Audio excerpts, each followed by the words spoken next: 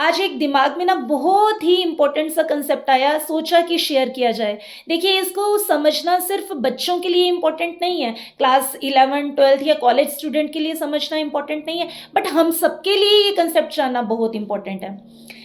एक कंसेप्ट है, क्या desire and demand both are the same? Desire और डिमांड जो है, क्या दोनों सेम है? No, it is not. Desire is just a wish. Suppose कीजिए मेरे को एक प्लेन पसंद आया, तो मैं क्या बोलूँगी कि प्लेन को खरीदने के लिए I need an ability. Ability का मतलब क्या है? पैसा। तो जी मैं उसकी सिर्फ अभी क्या कर रही हूँ? विश कर रही हूँ। तो वो क्या है? मेरी desire.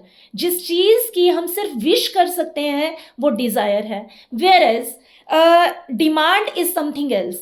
For example, Rajni ma'am को एक घड़ी पसंद आई और उसकी वैल्यू जो मार्केट में है वो है 1 लाख रुपए।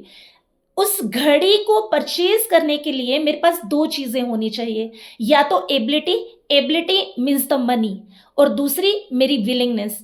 अगर मेरे पास ये दोनों चीजें हैं then it is known as demand. कहते हैं when the desire is backed by the ability and willingness to satisfy, that is known as the demand.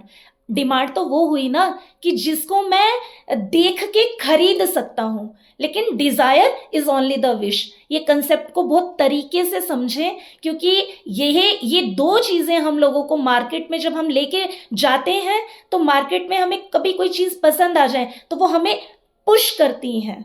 तो जी इस कंसेप्ट को समझना बहुत इंपॉर्टेंट था।